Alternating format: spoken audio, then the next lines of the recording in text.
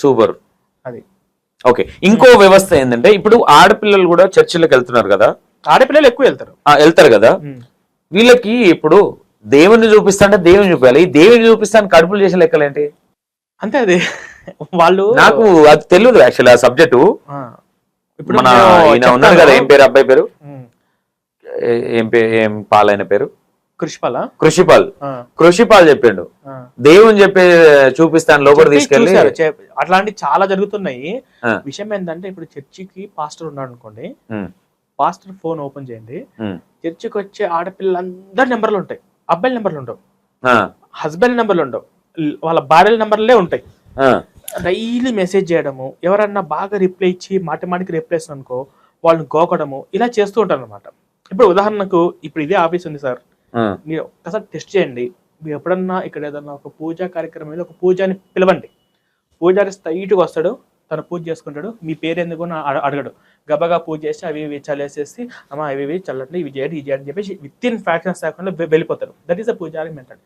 Pastor అనుకోండి, పాస్టర్లో వచ్చాడు అనుకోండి, మీతోటి మీ పరిచయము, ఆ అమ్మాయి పరిచయము, ఈ అబ్బాయి పరిచయము, ఆ పక్కన ఎవరైనా ఉంటే వాళ్ళ పరిచయం, ఏంటమ్మా ఎక్కడ మాది కూడా కుక్కటిపల్లి నేను ఎప్పుడు చూడలేదే, నెంబర్ ఇటీ అనడము, ఇట్లా చేయడం, అట్లా ఇక్కడ ఉన్న ఆఫీస్ అందరినీ పరిచయం చేసుకోవడం, అందరి నెంబర్ తీసుకోవడం, మళ్ళీ పక్కకి వెళ్ళి పక్క ఆఫీస్లో ఎవరున్నారు, వాళ్ళు ఎవరున్నారు, వాళ్ళతో కూడా పరిచయం చేసుకుని వీళ్ళంతా వీళ్ళ చేయడం. అలాగా సాయంత్రం వరకు ఎప్పుడు పోతారా బాబు అని మనం ఇబ్బంది పడ్డా కూడా ఉండడు.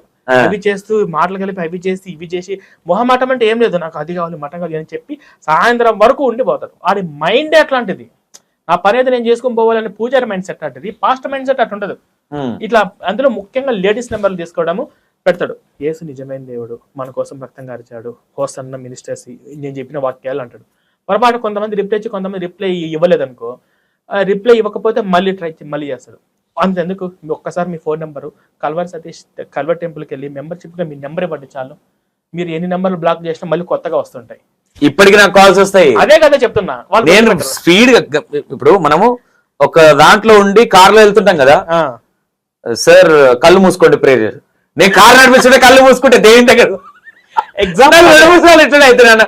ఇప్పుడు కార్ డ్రైవింగ్ లో ఉన్నా కళ్ళు మూసుకుంటే దేవుని దగ్గరికి కావాల్సి వస్తుంది, మీరు ప్రేయర్ చేసుడు కాదు అది నాకు అనిపిస్తుంది. అదే అరే స్టిల్ లో నా నంబర్ ఉంటుంది వాళ్ళ దగ్గర. ఖచ్చితంగా మీరు ఎన్ని నెంబర్లు బ్లాక్ లిస్ట్ లో పెట్టినా, ఎన్ని సార్లు తిట్టినా మళ్ళీ కొత్త నెంబర్ నుంచి ఫోన్ చేయాలి. వాళ్ళు ఒక్కసారి పాస్టర్ తగులుకున్నాడా, ఇది మీరు అనుకుంటే సరదా కాదు, వాడిని వదిలించుకోవడం చాలా కష్టం. వాడు అంత ఈజీగా వదిలిపెట్టాడు.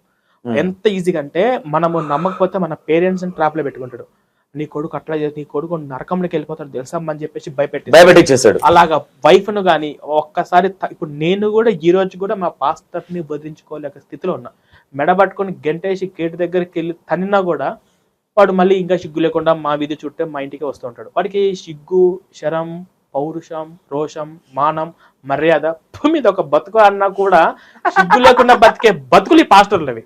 వాడు ఎవడైనా సరే అంతే. ఇప్పుడు అనవసరంగా మనము కుక్కని ఇన్సల్ట్ చేయకూడదు, సారీ ఫస్ట్ చీ పో అన్నాం అనుకో, చీ ఏందని చెప్పి పక్కకి వెళ్ళి రాదు. పాస్టర్ చీ అని అనుకో, వాడు అంతే మెసేజ్ చేస్తుంటాడు, అన్నీ ఫోన్ చేస్తుంటాడు, అంతే వస్తుంటాడు. అంటే అందరు పాస్టర్లు ఇట్లుంటారా? మొత్తం 99 పాస్టర్ల మైండ్ అది, మొత్తం పాస్టర్లు అదే. మేము ఒక్కరిద్దరు కాదన్నా, నా జీవితం మొత్తము వాళ్ళ మధ్య పుట్టి వాళ్ళ మధ్య పెరిగి వాళ్ళతో పాటు నేను కూడా తిట్టించుకున్నా. నేను నాకు అసలు బట్టలు ఇప్పి కొట్టిన సందర్భాలు ఉన్నాయి ఎప్పుడైనా. వాళ్ళను పేడనీళ్ళు చల్లినా కూడా వాడు మరుసటి రోజు మళ్ళీ మతమారికి పోయినాడు. మా దేవుడు చెప్పింటే మేము తన్నించుకోవడం కూడా మాకు దేవుడు సంతృప్తి అని చెప్పుకుంటారు వాళ్ళు. ఎంతమంది లేడీస్ మొగాను బొట్టు పెట్టించుకొని కూర్చోబెట్టి కట్టినా కూడా వాళ్ళు మళ్ళీ ఇంకో చోటికి వెళ్తూనే ఉంటారు. ఇదేం బతుకురు అని చెప్పేసి కూడా వాళ్ళకి అనిపించదు. ఎందుకు అనిపిది అంటే ఇలా దెబ్బలు తినడము, ఇలా అవమానపరచడము మన దేవుడికి ఇష్టము అని చెప్పి ఇలా అన్ని పాజిటివ్ చేస్తారు అనమాట. అన్ని అలా చేస్తారు, ఏ జరిగినా పాజిటివ్ చేస్తుంటారు. చచ్చిపోయినా కూడా మన దేవుడి కోసం చచ్చిపోయారు అని చెప్పేసి అనుకుంటుంటారు. ఇప్పుడు భవ్యశ్రీ పాప విషయంలో కూడా మీ పాప దేవుడి దగ్గర ఉందమ్మా, నేను దేవుడితో మాట్లాడని చెప్పేసి అంటుంటారు. వాళ్ళకి మీకు కొంతమంది చెప్తా, పాస్టర్లు కొంతమందికి 7-8 అయింది అనుకోండి నైట్, డైరెక్ట్ గా రోజు యేసు ప్రభుతో కాంటాక్ట్ లో ఉంటారు వాళ్ళు. డైలీ పరలోకానికి. ఒక ఆవిడ ఉంది ఖమ్మంలో, నేను నిన్ననే పరలోకానికి వెళ్ళొచ్చాను, ఆవిడ యేసు ప్రభుదూతలు నాతో మాట్లాడారు అని చెప్తుంది ఆవిడ. ఆవిడ చెప్పింది, ఆవిడ ఏదో పాట కూడా వాడింది, గ్రాఫిక్స్కి వెళ్ళి అన్ని చేస్తుంటది. కానీ ప్రతి పాస్టర్కి కూడా, అందరూ పాస్టర్లు కూడా యేసు ప్రభుతో డైరెక్ట్ కాంటాక్ట్ లో ఉంటాయి. అందరూ కలలో పరలోకంకి వెళ్ళి ఈ అమ్మ తేజగాడు కూడా మనం పోయించాడు. నేను అందరికీ బాధపడు ఏడ్చుకుంటూ ఒక రూమ్ లో పోయిండు. రూమ్ లో పోయి 3 రోజుల పాటు జేసు ప్రభుత్వం మాట్లాడేసి వచ్చాడంట. ఇది జనాలు నమ్మరని చెప్పేసి వాడు వీడియోలు పెట్టలా. కానీ వాళ్ళు చర్చికి వెళ్తున్న వాళ్ళు అమ్మ తేజ బాధితురాలు ఒక ఆవిడ నా కాడ ఉంది. ఇంకా ఇప్పటికీ ఇట్లా నా పేరు పిలిచాడు, అక్కడ ఉన్న ఫ్రాడ్స్ మొత్తం నేను చూశానన్నా నాకు స్వయంగా చెప్పింది. అన్నీ నాతో చెప్పింది. అక్కడ జరిగే ప్రతి ఫ్రాడ్ ప్రతిదీ నాకు ఎక్స్ప్లెనేషన్ కూడా చేసింది. కానీ కొన్ని కారణాల వల్ల ఆవిడ లైఫ్కు థ్రెట్ ఉంది కాబట్టి ఇప్పుడు ఆవిడ వాళ్ళ హస్బెండ్కి వచ్చే శాలరీ, ప్రతి నెల శాలరీ ఉంటుంది కదా, అది పాస్టర్ అకౌంట్కి షిఫ్ట్ చేయించుకున్నాడు. అదేంది? అదే కదా పాస్టర్ అకౌంట్. ఇప్పుడు కూరగాయలు కావాలన్నా కూడా వెళ్ళి పాస్టర్ దగ్గరికి వెళ్ళి అడగాల్సిందే. ఈ విషయాల మధ్య అలా తయారు చేసేసాడు వాడు. నేను జాబ్ ఇప్పించాను కదా అని వాడు జాబ్ ఇప్పించి వాడు బ్యాంక్ అకౌంట్ ఇచ్చుకున్నాడు. వాళ్ళ భార్య గొడవ పడితే ఇప్పుడు ఇద్దరు విడిపోయి కోర్టు చుట్టూ తిరుగుతూ అమ్మ తేజ చర్చిలో కూడా ఉంది. నాకు ఫ్రెండే, నాకు ఇప్పుడు కూడా మాట్లాడుతుంటది.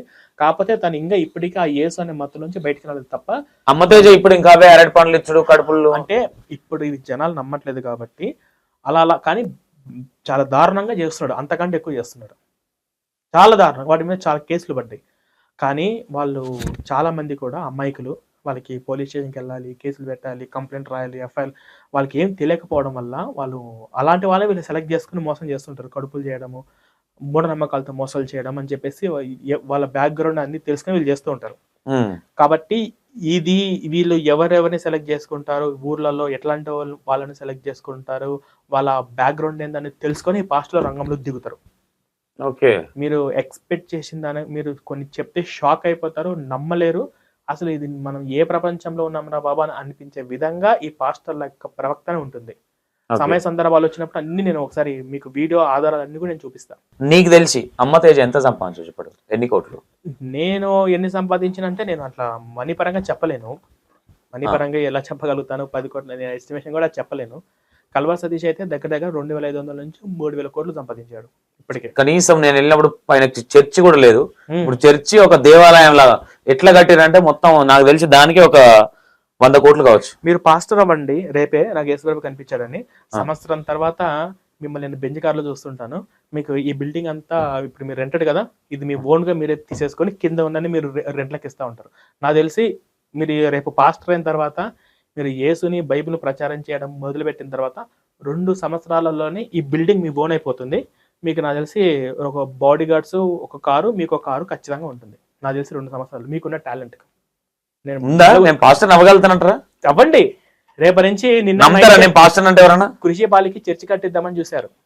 మొత్తం చర్చి కట్టించి స్పేస్ చేసి అతనికి తెలుగు రాష్ట్రాల్లో ఉన్న పాస్టర్లందరూ కలిసి డబ్బులు వేసుకొని అతనికి డబ్బులు ఇద్దామని చెప్పేసి కోట్ల రూపాయలు ఆఫర్ చేశారు. ఇక్కడ శివశక్తిలో సత్యబాబు అనే పాస్టర్కి ఆఫర్ చేశారు.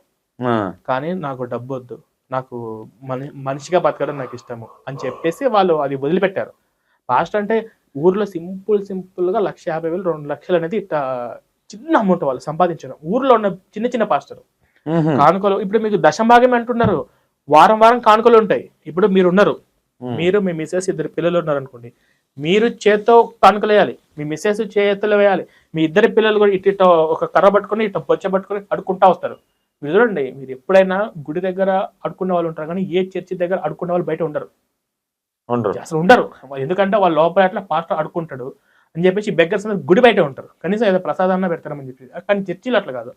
అట్లాగా వారం కానుకలు ఉంటాయి, నెలకు దశమ భాగం ఉంటాయి, సంఘ కానుకలు ఉంటాయి, ప్రత్యేక కానుకలు ఉంటాయి, కూటమికి మళ్ళీ సపరేట్గా కానుకలు ఉంటాయి.